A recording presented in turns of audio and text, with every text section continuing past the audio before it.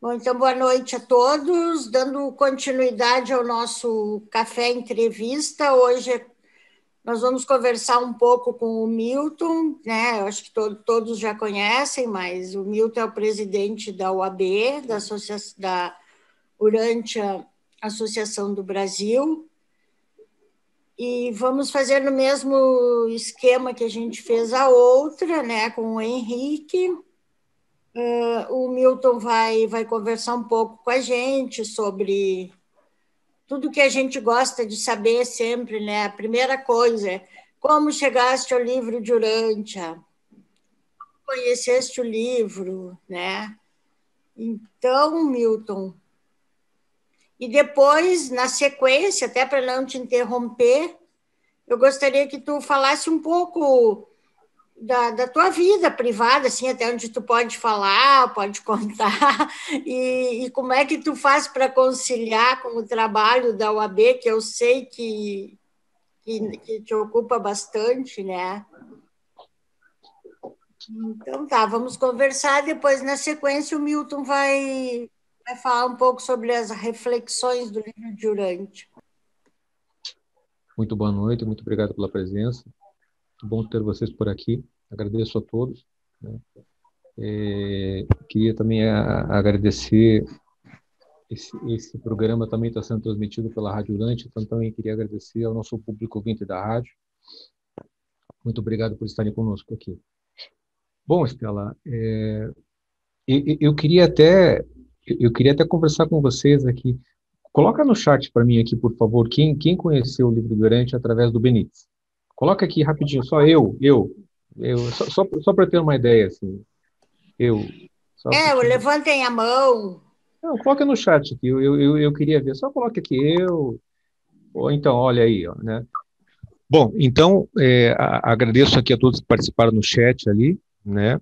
E eu sou mais um desses que, na verdade, chegou ao livro Durante em razão da obra de Benítez. Eu não cheguei a ler todos os livros da Operação Cavaleiro de Troia, mas devo ter lido 2 ou 3, e principalmente o primeiro, né? É muito difícil você ler o primeiro volume e não se apaixonar pela história, né? Não se apaixonar por aquele Jesus que é descrito ali, né? E tão rico em detalhes, né? Tão amoroso, tão cheio. Enfim, o enredo é fantástico. E exemplo de todos os demais aqui, você vai, a primeira coisa que vem é uma obra de ficção, né? Porque existe muito folclore em torno da obra dele. Então, existem muitos defensores, existem muitos detratores da obra de Benítez, né? Então, eu comecei a participar desses fóruns, buscar informação e tudo mais, e aí também cheguei à informação de que, de alguma forma, o livro seria um plágio do livro de Urântia, e eu tive comigo lá em 2003, qualquer coisa assim. Eu tinha certeza que o livro de Urântia era um livro assim muito antigo, tanto que eu comecei a buscar aqui em Curitiba por sebos, onde eu pudesse comprar o bendito do livro de Urântia, né? Eu andei, liguei, eu andei em todos os sebos aí. Eu não sei por quê, aquilo veio na minha cabeça que era um livro muito, muito antigo. E realmente eu não encontrei nada. Ele não havia sido publicado ainda, né? Aí logo, passados alguns meses, começou a ser disponibilizado aos poucos na internet. Acho que isso foi trabalho do Neemias, se eu não me recordo. E eu comecei a ler aquele material. Então eu fui imprimir. Na verdade, eu tinha e tenho muita dificuldade em ler online na tela. Eu não gosto de ler na tela do computador. Então eu fui imprimindo aquelas folhas. Eu tinha umas pilhas assim de folhas impressas e tal. E antes que eu terminasse, até porque eu li muito devagar, assim, então levou anos para eu terminar de ler. E antes de eu terminar de ler, na verdade eu terminei a leitura com a versão impressa. Eu comprei logo que foi lançado o livro. E realmente o livro fascina, né? O livro, eu acho que cada qual aqui consegue traçar um paralelo aí do antes e do depois Até agora, como é que eu de vejo se conhecer está o o livro. nome? E comigo não foi diferente, mas eu consigo, na verdade, trazer um detalhe a mais, porque, para ser sincero, embora o livro tenha tido uma importância muito grande na minha vida, eu não sei se por ter lido muito devagar,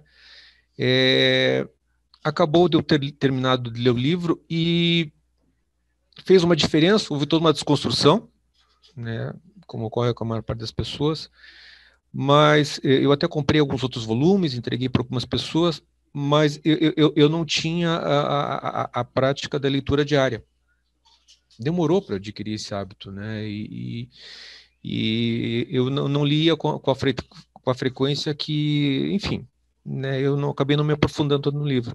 Então eu consigo traçar um outro paralelo que foi quando, na verdade, nós começamos a nos reunir aqui em Curitiba. Isso aqui em 2014 aproximadamente. E aí sim, junto a outras pessoas, com reuniões aí periódicas toda semana, você passa a perceber que realmente o livro merece mais de uma leitura, né? E à medida que você se aprofunda, você percebe que a mensagem é muito mais profunda, né? Ela é muito maior e o significado e o impacto na tua vida acabam sendo muito maiores do que você imagina, né? Então, o que que eu digo do impacto do livro da minha vida? Fez impacto gigante. Hoje eu acredito ser uma pessoa muito melhor em razão de tudo que eu aprendi, vivenciei, experimentei ali. Eu acredito ser um profissional melhor, uma pessoa melhor e é como disse o Hudson ontem lá eu acho que foi no grupo Durante School. A impressão que nós temos assim de que é um tesouro que nos é legado, né? Um tesouro que você acaba encontrando, né? E você na verdade tem uma vontade muito grande de partilhar desse tesouro com todos que você conhece, né? Embora nem todos queiram receber. Então, eu compartilho da mesma opinião do Hudson lá, né? A impressão que eu tenho é essa, de um tesouro, né? E tem um impacto gigante na nossa vida. Você perguntou para mim também, Estela, a respeito do Só te trabalho, é isso? interrompendo, Pois não. como é que tu chegaste ao grupo de Curitiba? Como é que tu ficaste sabendo do grupo? Tu já conhecia o Henrique, a Sueli? Vamos lá. Na verdade, eu deixei meu nome cadastrado lá num serviço da fundação, ou da associação, era da fundação naquela época, né? E deixei meu nome cadastrado lá e a associação até disponibilizou para mim o telefone de uns 2 leitores aqui da região, 2 ou 3, né? E eu, inclusive, nós tentamos, assim, marcar alguma coisa, mas uma das leitoras era da região de Campina Grande, um município vizinho aqui na Grande Curitiba, outra, enfim, ninguém era próximo aqui, e nunca deu certo essa reunião. Nós tentamos umas 2 vezes, nunca aconteceu. E aí já existia um grupo que se reunia aqui em Curitiba, não necessariamente para ler o livro do Urântia, mas porque eles faziam reuniões com cunho religioso, e aí deu certo. Houve um grupo. Nossa primeira reunião, acho que nós tínhamos lá uma meia dúzia de 7, 8 pessoas, né? Dessa primeira reunião participou a Sueli, participou o Henrique, participei eu e participaram mais algumas pessoas que até frequentaram o grupo conosco, né? Mas acabaram, enfim, não permanecendo. Logo em seguida veio a Lilian, né? Então foi isso. Quem nos uniu, né, quem nos colocou em contato foi foi o serviço lá da fundação, da Associação Internacional, né? E esse grupo está aí, firme e forte, né? E eu sou muito grato aos nossos anfitriões lá, porque o nosso grupo, mesmo aqui agora, durante a pandemia, ele tem se mantido constante, né? Então, tem sido um diferencial na vida de várias pessoas, né? Legal. Você tinha perguntado também a respeito de conciliação de trabalho, é isso? Isso, porque a gente vê que muita gente gostaria também de ser voluntário, tudo, né? E para te falar um pouco como é possível a gente conciliar as duas coisas, né? Exato. Olha, eu tenho conseguido, tá? Eu tenho conseguido, alguns dias, assim como alguns dias não são fáceis, porque você na verdade quer sempre fazer o melhor, né? Do mesmo modo que você é tocado, você na verdade espera que essa mensagem chegue a várias outras pessoas. Então, eu tenho comigo que na verdade tudo que eu venho a fazer aqui é pouco, né? Então você acaba se desdobrando e muitas vezes você abre mão de algumas coisas pessoais, mas de um modo geral, assim, eu tenho conseguido.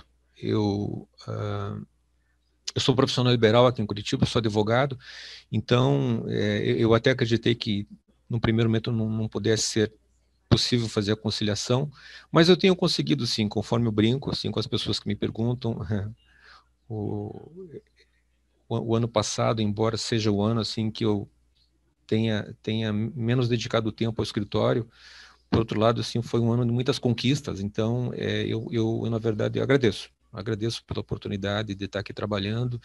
E a impressão que eu tenho, assim, ao longo desse primeiro ano e pouco de trabalho aqui, é de que, na verdade, não é entrega, né? Na verdade, a gente acaba sendo recompensado em dobro, em triplo, pelo que a gente acaba entregando. Então, acaba sendo um prazer e a satisfação é muito grande, né?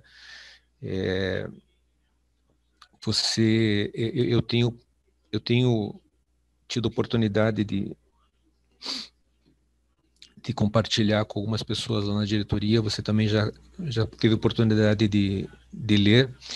Tem chegado para nós assim alguns relatos que justificam qualquer coisa, né? Houve uma mulher que há coisa de 2, 3 semanas encaminhou uma mensagem para nós dizendo que ela tinha enfim, que ela estava meio desalentada, né? E estava com umas ideias muito negativas e alguma coisa levou ela para uma das aulas que foi oferecida no grupo de novos e aquela aula fez uma diferença gigante na vida dela, fez com que ela mudasse de ideias e inclusive ela estava muito preocupada a respeito dessas ideias que estavam inundando a cabeça dela. Então ler aquela mensagem ali, na verdade, te dá assim, sabe, é um fôlego assim para que você continue trabalhando muito grande. Então é recompensador. À medida que eu possa passar uma mensagem para qualquer pessoa que esteja com disposição, tenha vontade, tenha um bom coração e queira trabalhar, venha participar. Realmente é recompensador. O Pai do Céu cuida da gente com muito carinho, é um negócio impressionante, assim. É dessa forma que eu me sinto. Alguém quer fazer alguma pergunta para o Milton? Milton, você falou que sua inspiração começou com Benítez, mas qual foi essa transição para você, na sua vida pessoal, a revelação de Urântia para o Milton, né? O que impactou isso na sua vida especificamente, que fez você tomar a decisão de investir a sua vida pessoal nessa missão de divulgar, de compartilhar esse conhecimento?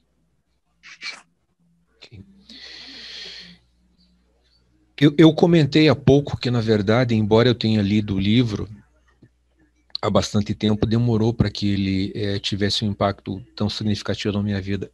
Talvez isso tenha sido muito em razão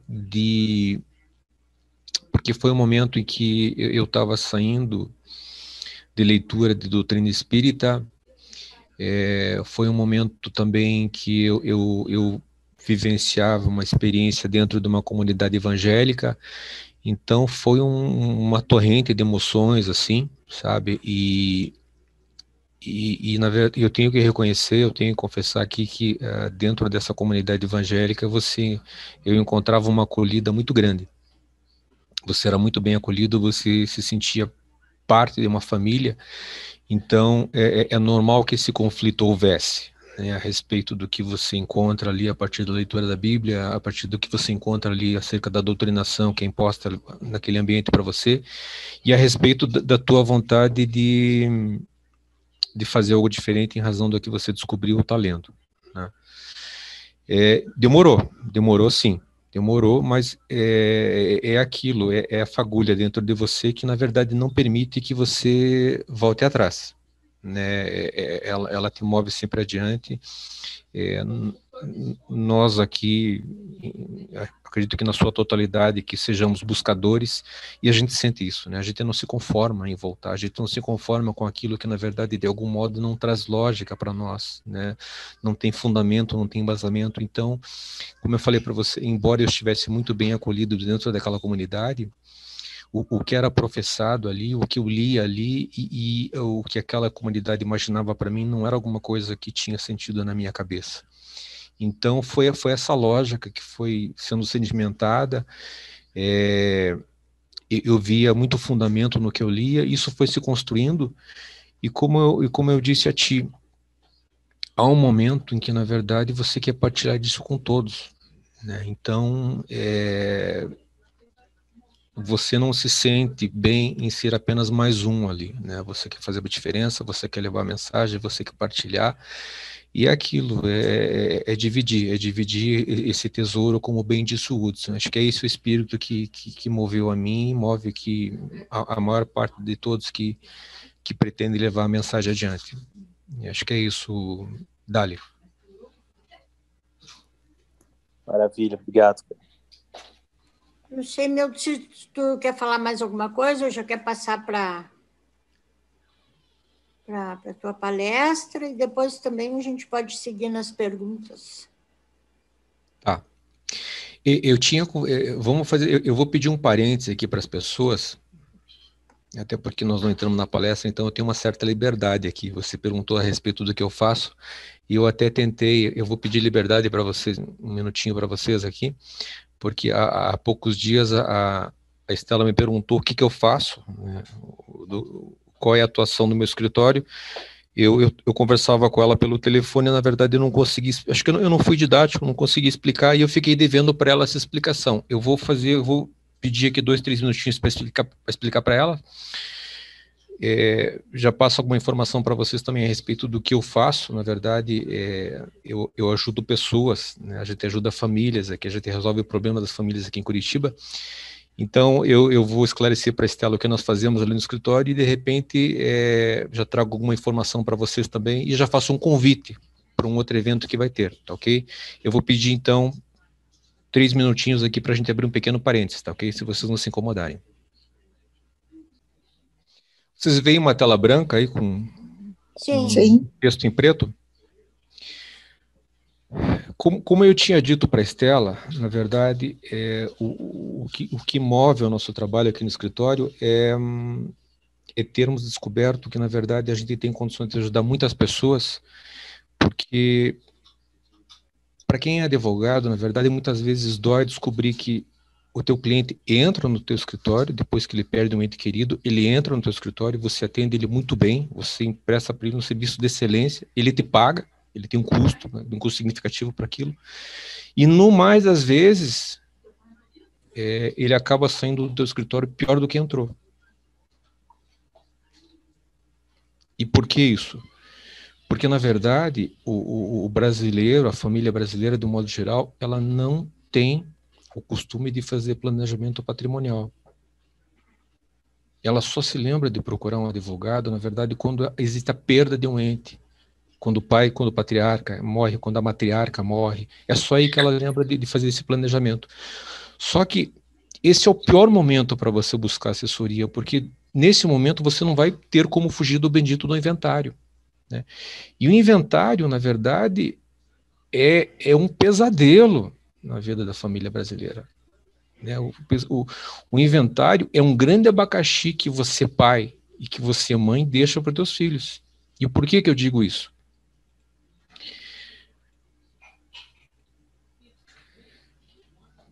Esse aqui é o seu João, e essa aqui é a Dona Maria, tá?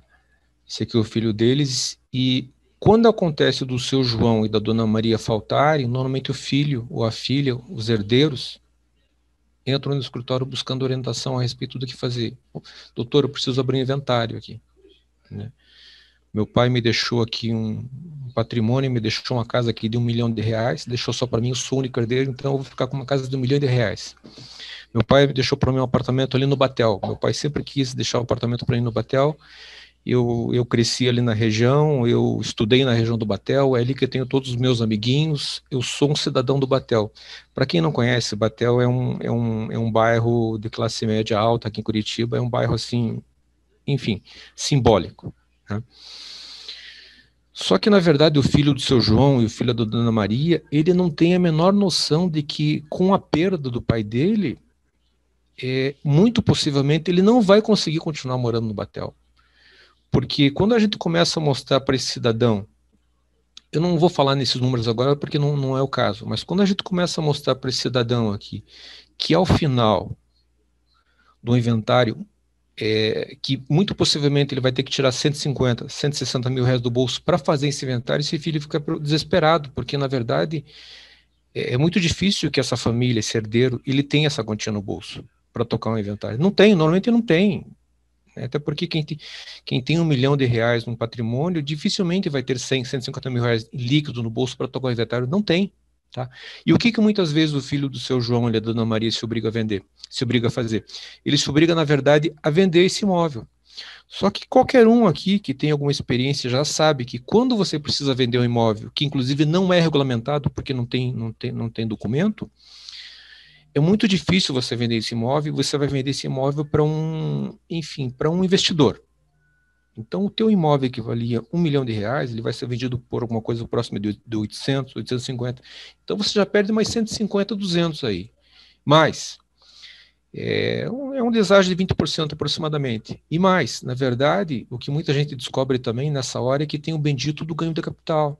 Esse apartamento que o pai dele, que vale R$ 1 milhão, o pai dele, de repente, pagou 300 mil nesse apartamento, a coisa de uns 15, 20 anos. Existem algumas isenções de ganho de capital, mas não são todas aqui nas quais as famílias se enquadram. Então, muito possivelmente, esse herdeiro, além de perder uns 25% na venda, 20% na venda, ter que investir uns 160 mil com inventário, escritura e tudo mais, honorários e tudo mais, possivelmente ele vai ter que pagar ganho de capital. Então, ao final, o que vai sobrar para esse rapaz que tinha o sonho de continuar morando no Batel? Ele não vai continuar morando no Batel, porque desse R$ 1 milhão de patrimônio, muito possivelmente para ele vai sobrar uns 600, 650 mil reais. Veja, ele não vai conseguir continuar morando no Batel.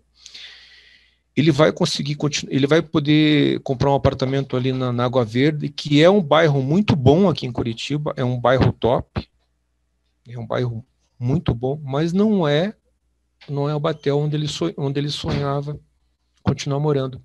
Mas agora eu digo para o filho do seu João e para a Dona Maria que não precisa ser assim, à medida que você faça um planejamento patrimonial, né?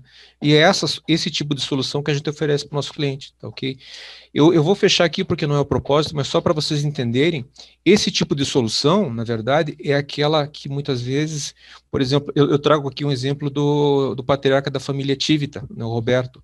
Ele deixou mais de 5 bilhões em 2013 para a família dele. Se ele não tivesse feito o planejamento, a família tivesse que abrir o inventário, eles teriam que destinar para a Fazenda Paulista mais de 400 milhões de reais a título de imposto à morte. Querem os senhores saber quanto a família Tivita destinou para a Fazenda Paulista? Quando o seu Roberto morreu, nem um centavo a título de imposto à morte, porque eles fizeram planejamento. O senhor José Alencar, ex-prefeito ex-presidente por 2 oportunidades, deixou mais de 9 bilhões. Desses 720 milhões que ele deveria recolher para a Fazenda Mineira, não recolheu um centavo, porque ele fez planejamento. Então, os exemplos são os mais variados possíveis. Família Odebrecht, família Emílio de Moraes. Você acha que a família Emílio de Moraes recolheu 1,24 bi para a Fazenda Paulista? Não recolheu nada, nem um centavo, né? Então, o que a gente explica para o nosso cliente é que essa solução, que na verdade até há pouco tempo ela era oferecida apenas para famílias bilionárias, para famílias que tinham um patrimônio gigante, hoje não. Porque é preciso que, na verdade, o brasileiro entenda. Nós começamos a vivenciar no Brasil, deixa eu encerrar aqui, porque, como eu falei para você, foi só um parênteses. Nós começamos a enfrentar no Brasil, a família brasileira começa a vivenciar o seguinte problema. São as primeiras gerações que começam a deixar patrimônio, começam a deixar bens, começam a deixar imóveis para o seu filho. Então, o brasileiro nunca se preocupou com isso.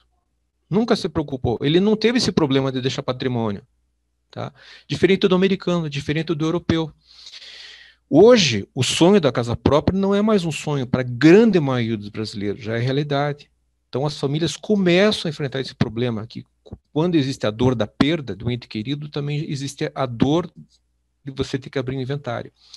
Então, o que eu digo para os nossos clientes e para as pessoas com as quais eu converso é que não precisa ser assim. Não deixe esse abacaxi para o teu filho. Não deixe. Tá? Existe como você resolver esse problema ainda em vida. E, na verdade, transforme aquele momento de dor, da perda, num ato de amor. resolvendo o problema enquanto você está aqui. Isso é possível gastando menos de 10% do que normalmente você gastaria com o inventário, tá ok?